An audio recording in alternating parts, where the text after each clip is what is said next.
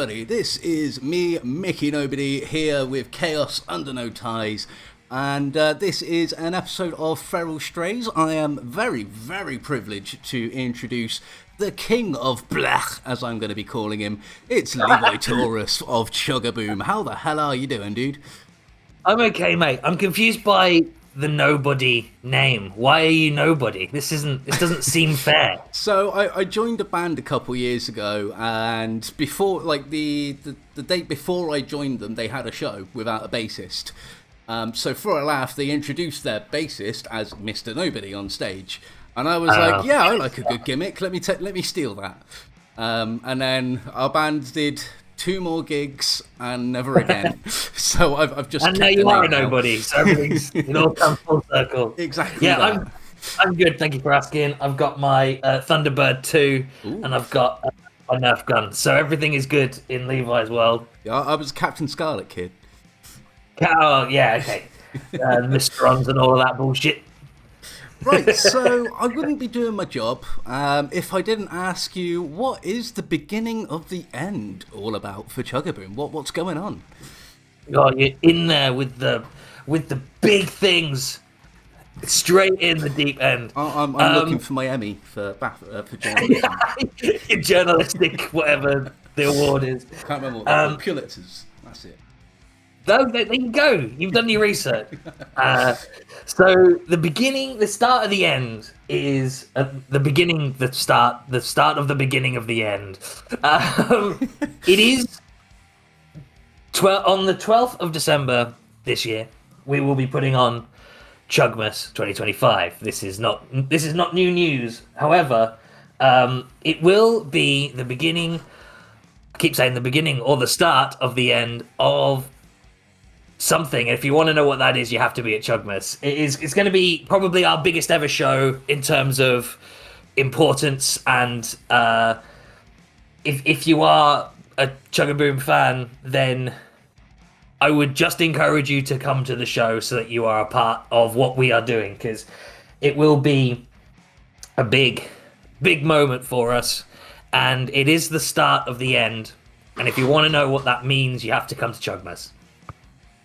Does that answer your question? That answers it enough, as much as I'm going to press you for, because I don't want to ruin any surprises, if there's any surprises, whether they be good or bad. But is that, am I right in saying that's at the Flapper in Birmingham?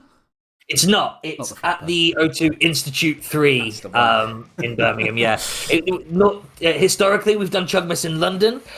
We decided to switch it up a little bit this year.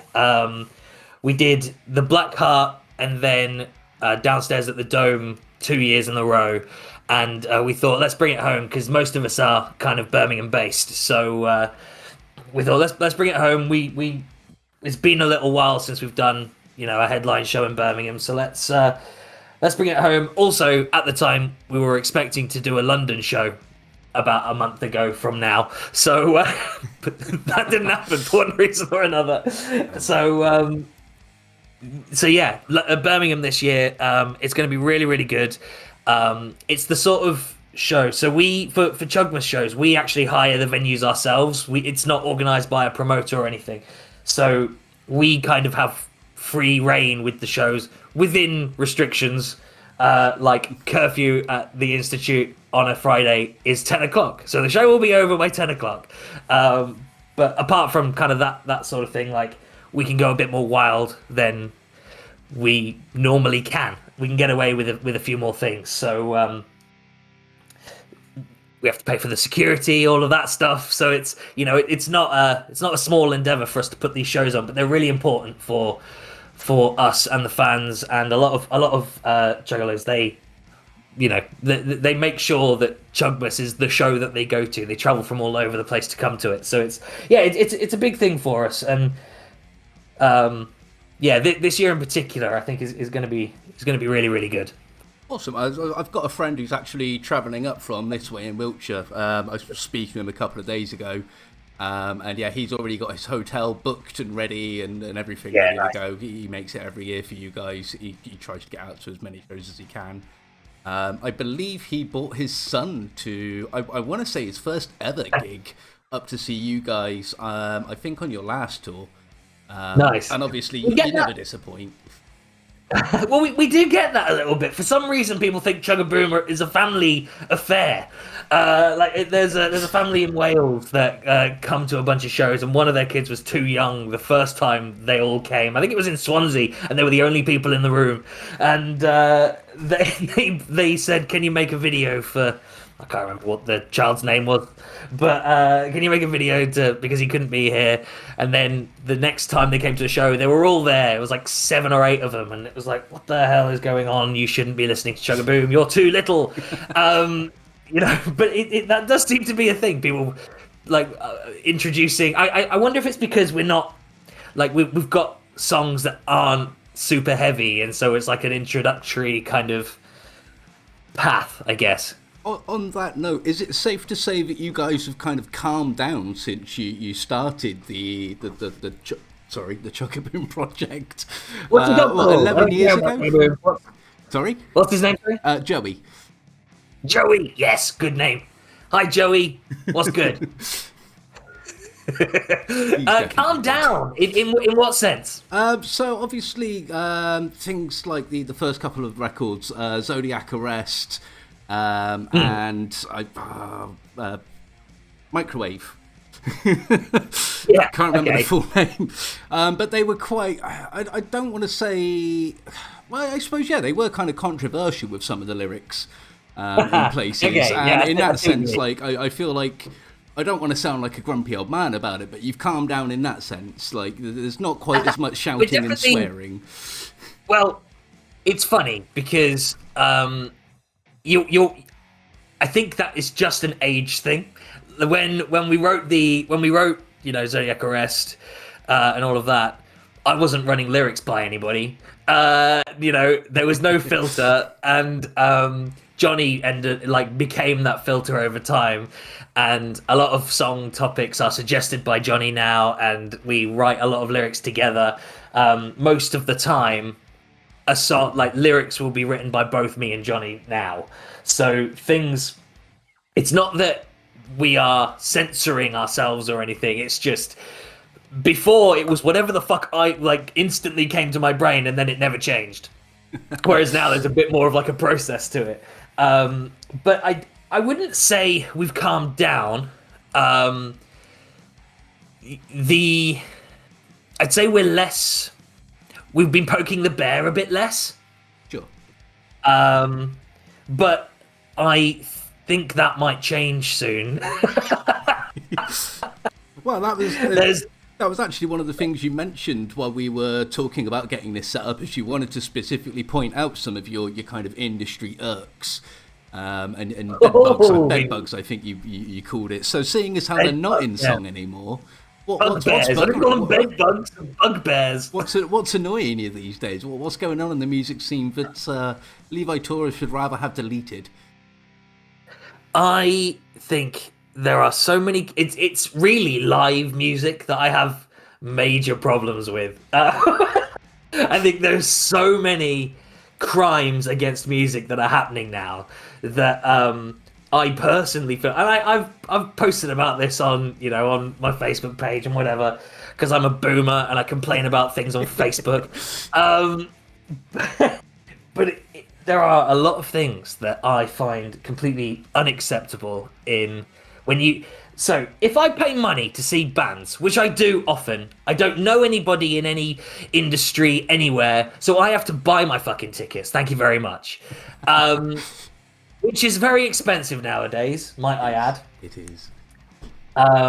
Which is another thing we should talk about, because that I think is an interesting trend that I'm seeing. But I pay for my tickets, and when I pay for a ticket and I go and I see a vocalist either miming or using way too much auto-tune, you're not fucking T-Pain, mate.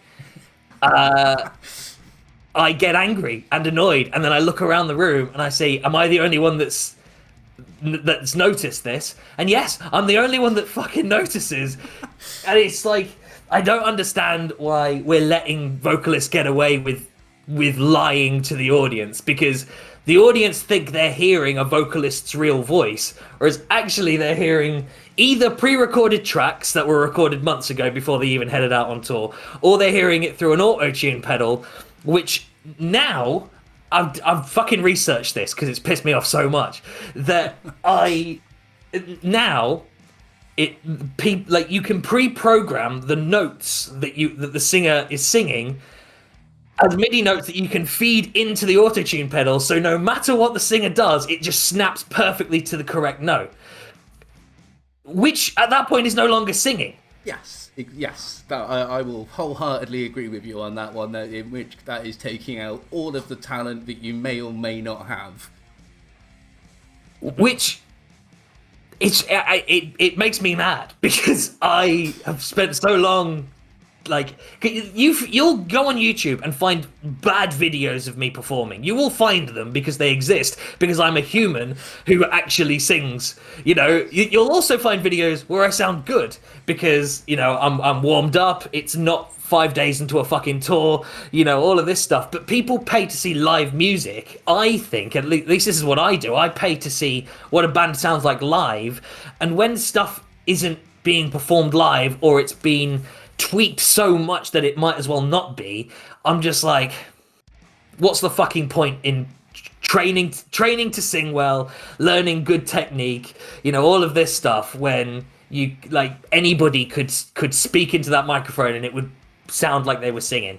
And it's happening more and more and more, and it's become the new standard, and I don't fucking understand why we're letting people get away with it. As you say, End of rant. I understand, obviously, like, pop musicians used it back in, like, the late 90s, I think was when it kind of came to a rise of, like, you do it on your records to kind of pitch those out if you just can't quite reach those notes, or you're having a bad day in the studio. But to do it live is ultimately, as you're kind of basically essentially saying, it's lazy. And it is kind of cheating your fans out of the experience that they should be getting. I think it's potentially the TikTok effect, where people, like, so many people don't realize when they're scrolling through TikTok or whatever, and they're seeing all these amazing singers or whatever, they don't realize that that's just being mined, which to me is common sense, but I think so many people don't realize that.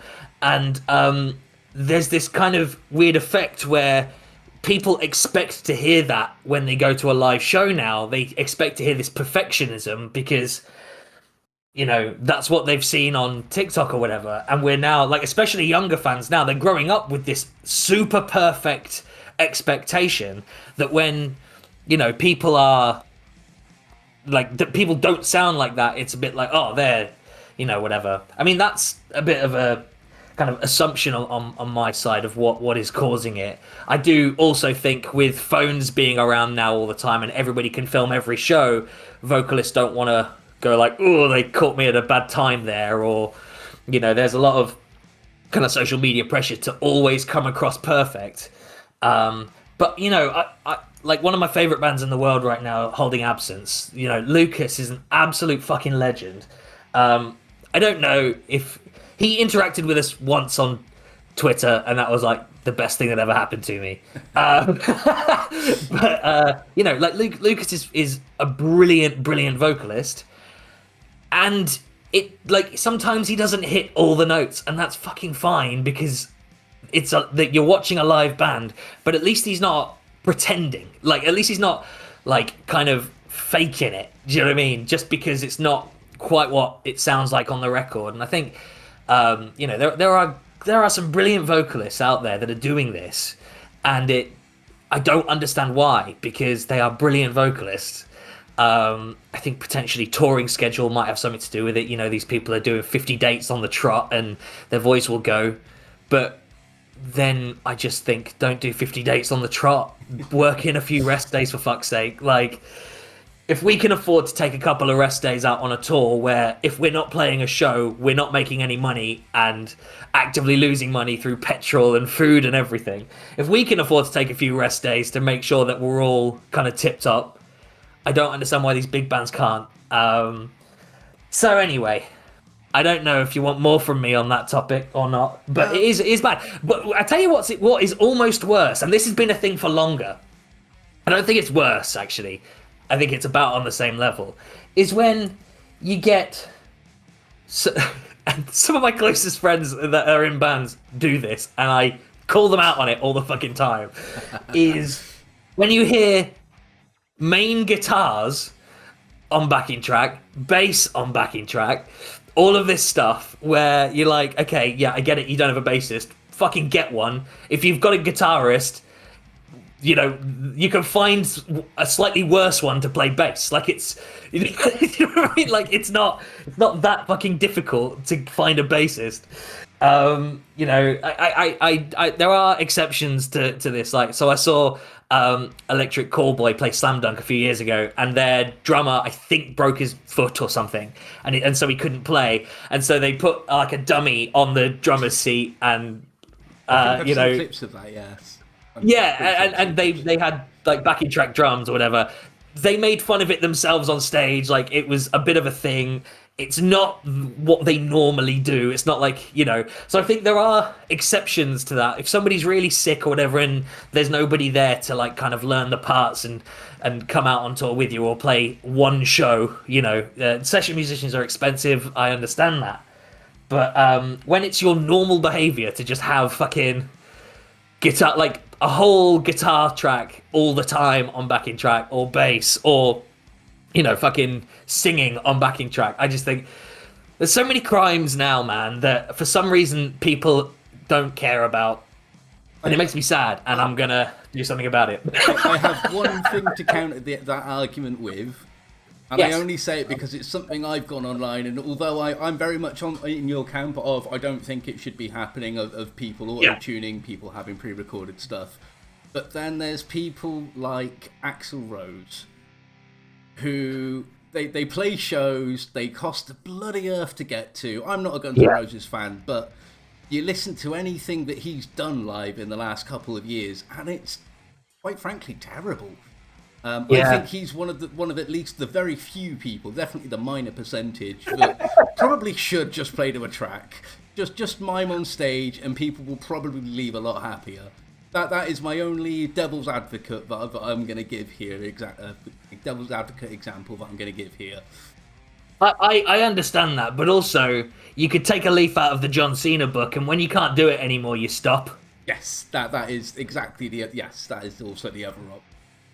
It's very clear because, or at least to me, again, maybe just because I'm not a Guns N' Roses fan, but yeah, maybe he should just sit at home and just enjoy the royalty checks, because I'm sure he's still getting plenty. Guns N' Roses guy doesn't need going out of style. He doesn't need the cash unless he's spending it on snow every week, which he might. Maybe. I don't know the guy. You know, it's kind of like, yeah, you don't need the cash, brother. Like, you just give it a rest now. Like, I get that you miss the adrenaline, but you've done that now for so many generations. Like, just give it a rest now, brum. But I think kind of with that, if I'm paying to see a live band, I want to see them play live. That's just what it comes down to. I don't want to hear backing tracks. I don't want to hear all of that shit. And I mean, we are, like, historically, we've always been, not always, but we started off by kind of calling some of these things out. You know, a lot of it was kind of strange behavior on the part of frontmen or whatever.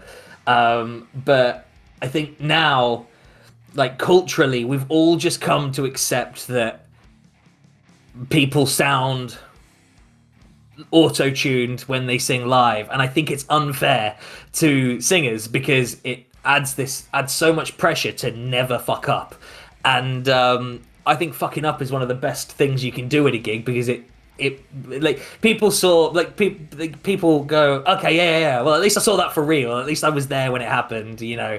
And it was a great show, and I enjoyed myself. I think people don't care as much if you fuck up than you in the moment think that people will care. You know, I've had some terrible fucking shows where people have messaged me like a few days after and gone, that was one of the best things I've ever seen. And I'm like, are you high or were you high? Because that was bad. And they go, no, I can't wait to see you next. And I'm like, fine. Like, do you know what I mean? Like, it's not that deep, you know, and you don't need to sound 100% like the record all the fucking time. It's unfair. It's unfair to people that want to learn an instrument now. Do you know what I mean? Like if people are young and they're going, oh well, I'm not as good as this person. No, you probably you might be, because what you're like if you go to see them live and what you're hearing isn't actually what they're playing, then it's just a lie. So I don't know. And end of rant ? And yeah, we'll stop with that rant. Let's go on to another rant that you mentioned at the start that you might want to touch on about the cost of gigs. Whether that be is it small shows or the bigger shows. I know everybody complains about the bigger shows, Live Nation being one of the bigger culprits of just price hiking everything. Dynamic pricing, I think they call it. Yeah. So I went to see Parkway Drive this week. This week, or it was very recently, and I saw them at the what's it called now? The Utilita in Birmingham. Did they have the big platform coming down? I've seen some clips of the massive platform coming down on. So this is the thing: is Parkway Drive are putting on a show that makes every other arena band look like they're not trying at all. It's just the craziest thing. Like the clips that you see are like of the fire and everything, but it's so much more than that, because they've got string players that come out, like they've got dancers, they've got spinning fucking drum kit, they've got like a rising platform that people come out on, and they had a rain machine, like everything that you could possibly imagine. They couldn't have added a single extra thing to the show. It's like every trick in the book they're doing, and it's stadium level stuff. It's not arena level. It's not an arena level show. It's a massive stadium level show, and the room was 2/3 full for it. And I think it was really sad, because I was there going, this is one of the best shows I've ever seen, and I've seen a lot of fucking shows. It was almost Cirque du Soleil type stuff. Like it was really, really cool. And the room, like they essentially had to give a load of tickets away so that there was like a whole bunch of people in the room. So I don't know if people know this, but if you know somebody who works for the NHS or healthcare in some way, they probably have access to something called a blue light card. And they were giving away free tickets, and the only thing you had to pay for was a booking fee, which was, I think, for me and my partner, was £2.50 for the both of us to go and watch Parkway Drive at their arena show. And I was kind of amazed, because I was like, I don't understand, one, how they're funding this show that they're putting on, because I don't understand how they're selling enough tickets, but two, why more people aren't here. Do you know what I mean? Like, I don't understand why this room's not more full. It was a Sunday, to be fair, which is always a kind of bad day for a gig, but I don't know.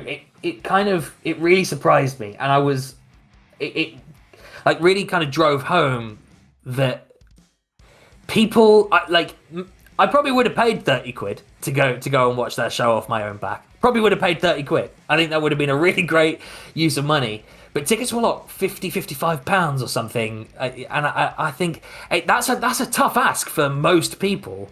You know what? My Chemical Romance was like 100 and whatever quid to go watch them. Like all of these massive bands that, you know, it's tough. But I think it's also tough for small bands. You know, I think there are so many. I think about, you know, me going to see Papa Roach for the first time in fucking 2008 or whatever. Before, no, it wouldn't have been 2008.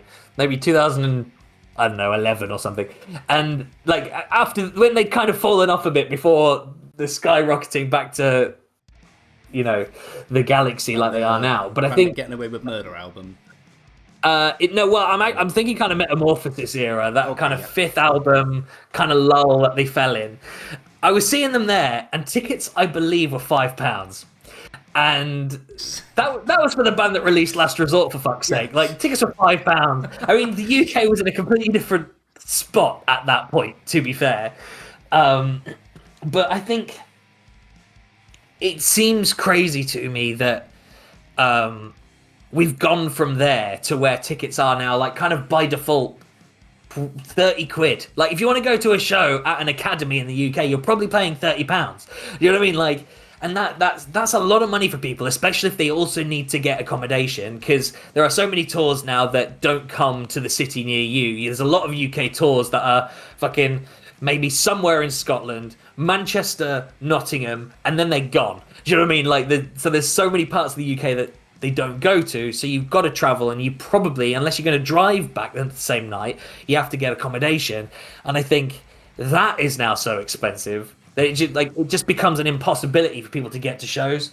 You know, we found this with Chugmas. You know, like we're investing a lot of money to put this show on, and I'm not complaining about that on our end. I'm happy to spend that money all day long. But there are a lot of people that can't get to Birmingham because of accommodation costs. And so what we've done is we've tried to keep the ticket price low. I think tickets are £18, which, you know, we did a lot of maths on to make sure would work. But I think tickets for that show are £18. And I think it's rare that you see tickets that cheap now. I think venue hire costs are a factor, accommodation's a factor, all of that stuff. But I don't know, man, it seems... I feel for people that can't afford to go to shows. Like, I don't get annoyed at them when they can't come because they can't afford it. Like, shit, I'm there. Like, I can't afford to go to these shows, you know. That's why I pay 50 quid to go see Parkway Drive, even though now I know it's worth the money.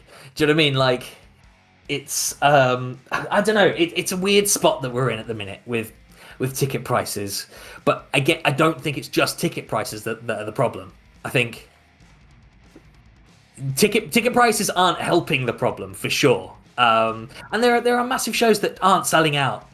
Equally, there are massive shows that are selling out, which fair play. Like, but I think that there's a lot of warning signs at the minute that we're going the wrong way with this issue, and it's gonna, like, we are now in a kind of position where going to a live show is a luxury thing. It's not something you can just go and do on a Friday night. It's like, oh, I don't know, I need to really think about whether or not I can do this. So I don't know. I mean, it kind of goes back to when we put the free tour on a few years ago, you know, the free entry tour that we did, the Something for Nothing tour.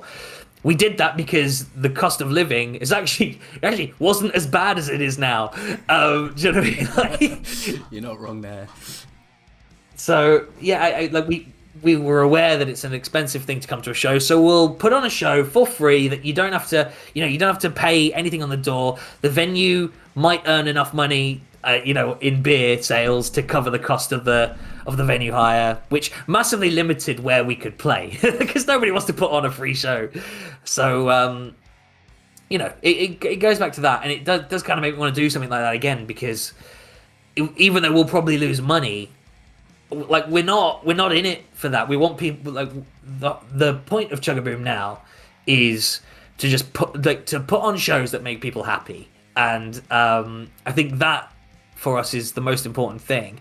And if I would rather play to a full room of people that haven't paid a penny, you know, that might buy merch, or, you know, that might join our Patreon, do you know what I mean, like, or something like that. Kind of more direct ways of supporting the band. I mean, that's something that I think's always come through from you guys, though, from those kind of early records of, I can't remember the name of the song, but there's a song specifically that's "Give Me All Your Money," and it's very obviously tongue-in-cheek, taking the piss out of the people that do just want to rake it in, and it's very clear, at least to me at the time, but that was all in parody, you know. While, yes, money is nice, it's certainly not the be-all and end-all of everything, and it shouldn't have to be. Is that Thanks for the Money, I think is what it was called? I think so, yes. And then you did a follow-up on the next record, which was kind of like a callback to it, if I remember correctly. Yeah. I think there were two songs back-to-back that could directly contradict each other. Yes, that was it, yes. I think that was potentially Kevin era. Yeah, I think it was Kevin. It is tongue in cheek. It is for the lulz, you know. But it's also now, I think, I always feel a responsibility to educate people a little bit on this stuff, because like I would like to think I'm quite a good singer. So if I was doing this 11 years later and I hadn't improved as a vocalist, that would suck. But I think it's one of these things. I kind of want to educate people on all of these things, and I don't just want to let people get away with all of this stuff. Like I don't want to let the industry get away with all the shenanigans. I don't want to let bands get away with lying to their fans. All of this stuff. It feels wrong to me, and I think I am a fan first and foremost of metal and metalcore and deathcore and whatever. And I think it's unfair to fans to just let this happen. Do you know what I mean? It's so a lot of what we're kind of thinking about now is that sort of thing, and what role do we play in all of this? So yeah, if I think we've probably said enough on that. We've been talking for a while about that. I was going to say let's try and move it on. Let's bring the mood up a little bit. So, as you say, it's been 11 years of Chuggaboom now. You started in 2014, 2025 now. As a kind of retrospective, in the sense of bringing up the mood, tell us a little bit about some of your favourite gigs that you've done in the past, your favourite shows or most memorable shows, some of your favourite fan experiences. Is there anything that really sticks out in your mind from the last 11 years that's really made you go, God damn, I love doing this job? There's a couple that come to mind. I think the first one that comes to mind was it was on our tour with Our Hollow Our Home. Did we open? No, I think we were on second on that tour, and it was the London show. Can't actually remember the name of the venue, but it was quite a big venue. I remember like all of us walking into that room and going, "Are we in the right? Is this the right place?" Hollow included. Like even they were like, "Ooh, maybe we've overbooked this one." But I remember getting on stage, for the first time in ages, nervous. I was like, "Oh, like this is big. Like this is quite big." And went on, and I loved every second of it. That was the first time we found some inflatable bananas side of stage, and they were already inflated, and we were like, "Well, great." So that was kind of the first time we used like props in our live show. We just chucked some inflatable bananas into the crowd, we created the banana pit, all of that stuff. I think it's like that show sticks out as like a pivotal moment where. I called my mum afterwards, and I was like, "I'm a rock star, baby." I was like, "This is what I was kind of born to do, was put on this show." And there are people now that come to our shows. Like, I saw you on the Hollow tour, or I saw you in London, and you were incredible. And I think like that was the moment that we kind of all together as a band went, "Oh, we can play bigger stages. Like we can put this show on." Because I think we naturally kind of fill the space. Like if we're playing a small stage, we'll play the small stage. But if we're playing a bigger stage, we seem to like naturally be able to like adapt to that. Even though we haven't got that much experience playing massive stages, I think it's like moments like that kind of go, yeah, we got this. We're good at this thing. So that's one of them. I think another really important moment for us was the Death Pledge album release show. In London, that was at the Black Heart, and it wasn't sold out, but it might as well have been. It was rammed, and that moment, there's a picture of Johnny holding up a Polaroid in his hand. He'd written on the back of a Polaroid something like the Black Heart, the date of the show, whatever, and the crowd behind him. And I look at that and I go, yeah, that was a moment, like, because it was really, really special. That there was a room full of people that were die-hard Chug, and I think it was that for me was kind of, there's something happening here. We've got like fans, and they really care, and they enjoy what we do. And I think that was another moment, because the Hollow thing was oh, okay, we're playing a massive show, and like we've got loads of people here that don't know us, and we've turned them into fans. Whereas that show was, oh, we've got fans. Do you know what I mean? Like it's kind of like two really important moments for us, both in London, weirdly, which I think is why we've done Chugmas a lot in London, because it feels right. But yeah, it's but there are loads. A more recent one, we did a festival called Metal Night Outbreak in Austria, and it's kind of like an indoor festival, this sort of thing. But it was still a big room, and I know for a fact there weren't that many people there that knew who we were. But we went on at 7:00 or something, and the room stayed busy, and that was another kind of moment where we were like, we're good at this. Like and people enjoyed themselves, and we got fans from that. And when we went on tour again this year in Europe, it was really, really good. So like honestly, I'm really bad at actually remembering shows. Like I talked to the band members, and they're like, "Do you remember this?" And I'm like, "No, what the hell are you on about?" But so when something does stick, I know that it was a really special moment.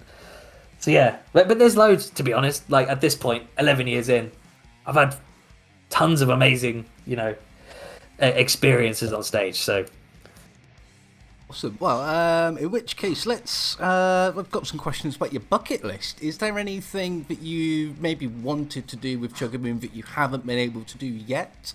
Or on the flip side of that, is there anything that you really want to do and you've managed to succeed at, and you've done that one bucket list kind of thing that you wanted to do?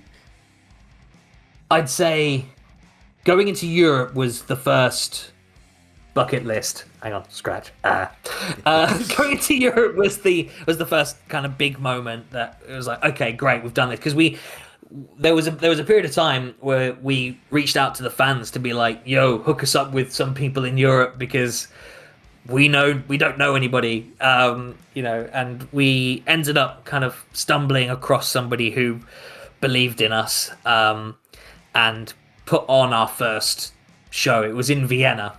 So we drove all the way to Vienna and back for one show. But it was so worth it, because it just it unlocked the Europe door to us. So that I'd say was the first big one. Going to America is one we have to do at some point. I really, really want to do that. I think you guys would go down really well on Sick New World, the festival out in Vegas. I think you guys would go brilliantly on that festival. Honestly, there's tons in America that, because our style of metalcore is quite American. So I think, I mean, and I know, like, you look at our Spotify stats, it's the first 5 are America. It's actually America and Australia are in the first 5, top cities of people that listen to us. So it's that feels like we have to do it at some point. It's just, we've looked at the logistics of it, and it's just so unachievable right now, that that's one that feels so out of reach that it's on the bucket list, but I don't know if we'll ever get there. Australia is another one. Actually, weirdly more achievable than America, despite it being way further away. But I think for us, the real, the top bucket list thing, the thing that's at the top of the list for basically everybody in the band, is Download Festival. That's the one that for me as a kid, I'd watch Lamb of God at Download, and I'd be like, fucking hell, that's crazy. And I think for me still it's up there, and there's part of me that feels like we should have already done it.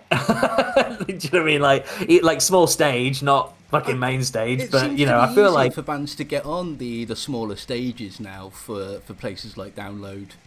If you can tell me, smaller stage, tell me who to talk to, mate. If I ever find out, I will absolutely let you know. If I ever get that link up, you will be one of the first people on my list to call, mate. I promise you that. Yeah, it does just feel like one of these things that we should have already done, but we've never had the opportunity. So I think any stage at Download, top of the list, bucket list. I can quit now. Like it's very that for me is one of them. Bloodstock as well is one I feel like we should have already done, but it's one of these. When it happens, it will be amazing, and I'll be really really grateful that we've been given the chance. But I'd say download is number one on the bucket list for sure.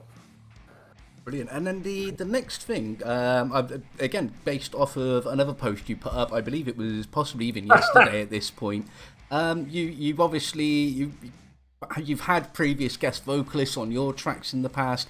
I believe you've done guest vocals with other people as well, and you're looking to do more. Are there any bands out there specifically, whether they be big or small, that maybe you haven't spoken to, and you're like, actually, I really think Levi Taurus on these guys' track would be fantastic? Is there anyone out there specifically?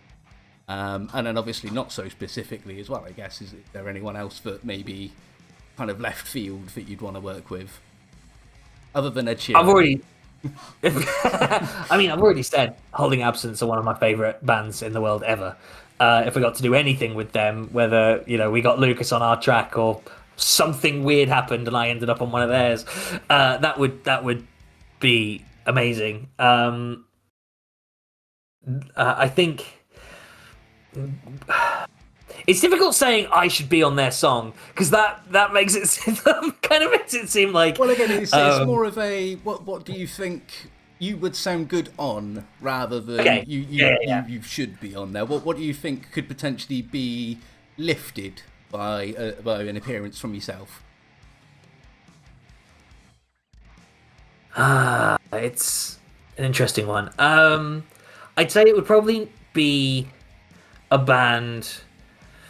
Probably on the more rock side of things. Because if you're gonna add somebody like me, you probably want to add a bit of edge to something that didn't already have it. I do think I'd sound wicked on a Papa Roach song. Definitely. I think definitely. They've kind of got a bit of everything in that, in their stuff. They've got some heavier stuff, they've got the lighter stuff, and they do collaborate a lot with people. And the collaborations often massively elevate the track. Hollywood Undead would be another really cool one. They've collaborated with all sorts of people as well, and I think I don't think it will ever happen, but I think it would be cool. Hey, put it out there in the ether, and you never know, man.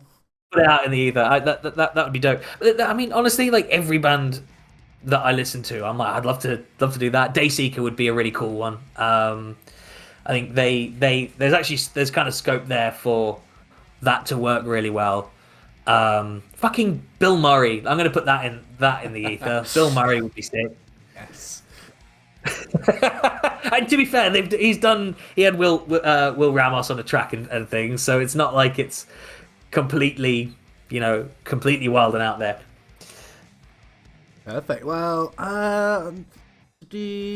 that's me pretty much out of questions. I did have one other thing, and you can choose whether you want to go positive or negative on this one. But I've got it written down here in my ideas of say something nice about each of your band members, including yourself. Okay. All right. Fine. I can do this. So. We're going to start with Avira, because he's often the butt of every joke. He is actually better at bass than you think he is. He's actually quite good. And he's the only member of the band apart from Leo that you can guarantee has learnt the part before rehearsal. He will have learnt it. No doubt. And he'll have learnt it better than you think he will have. So yeah, Avira is good. Johnny Virgo is a great vocalist, and he doesn't think he is. That surprises me. He doesn't think he is. Yeah, but he doesn't. Like I know John personally, or I have known John personally, and that surprises me. He's very self-conscious about his voice, which I am working on. I'm actively working on. I want him to sing on more tracks. I want him to perform more vocals live. And I think he's definitely coming round to it. But yeah, I say John Berger's a great vocalist, and he deserves to know that. I mean, Leo's just the best guitarist. I can't really say much more about it. He's the best guitarist.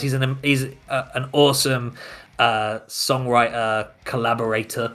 You know, like basically every song he's in the last 5-6 years he's worked on, and I think like our music is so much better for it. Castor is, I mean, it's easy to say he's a great drummer, so I'm not going to say that because he knows.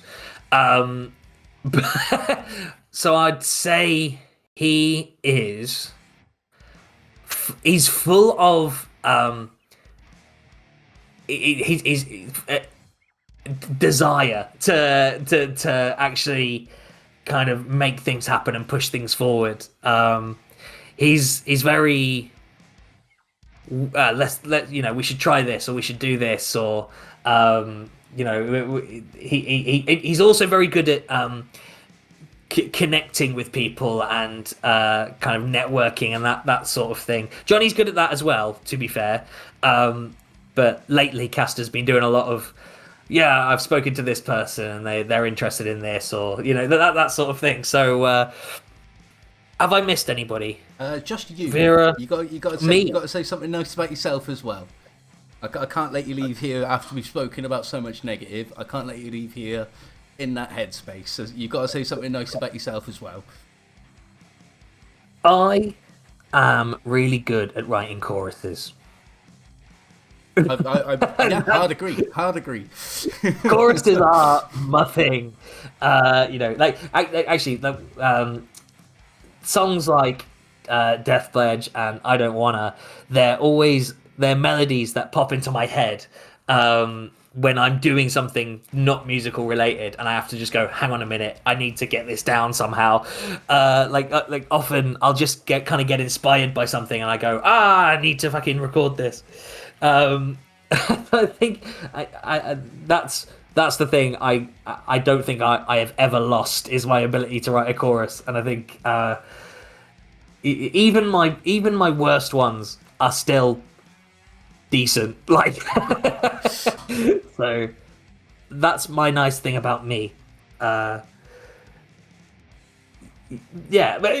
truthfully though, everybody in the band is so they're some of the best at what they do, except for Johnny. He sucks. No, Johnny's great. And I think I'm really lucky to be in a band with so many wicked musicians that are able to absolutely bring it live. There are times where we've definitely gone out on tour or for a show slightly underprepared in terms of how much we've practiced or rehearsed, just because we all live adult lives and we've not been able to arrange it or whatever, and we've kind of we know we're underprepared going on stage, and yet we always kind of we always pull through, and we always manage to make it work on the day. And I think that is a testament to just everybody in the band absolutely bringing it every time they step on stage. I think it's a wicked group of people to work with. I'm sounds really lame, but I'm really lucky. No, 100%. And I suppose I am going to squeeze one last question in, actually. Yeah, go for it. But I meant to ask earlier. So again, going back to the fact that you guys have been rolling now for 11 years. Yeah. It's probably something I'm probably asked you this last year when we spoke. Is there anything that, looking back now, if you could go back in time, drop a little note for Levi of 11 years ago, what bit of advice would you give him about how this is going to go, or anything to look out for in the road? Any piece of advice that you'd give Levi of 10, 11 years ago? I'd say don't accept the first offer with anything, whether it's record deal, agent, anything like that. Always really think it through, make sure it's the right thing to do at the time. There have been a lot of decisions we've made that were the right ones for the time, that eventually you have to move on from. And I think not being afraid to move on, I think is one of the things. When you outgrow something or something doesn't serve you the way that it needs to move forward and to get ahead, knowing when to move on from people or kind of people associates is I'd advise myself to be more willing to kind of do that. But I'd say not having, when a record label speaks to you and they are offering the world and offering so many opportunities, and this will happen if we do this, and this will happen if we do this, they're probably exaggerating what they could do or what they're willing to put the work in to do. And don't just assume the best of people in the music industry, because notoriously people in the music industry are quite shady, and we've been lucky to avoid the worst of that. But don't just assume everybody is in it for you, because nobody's in it for you.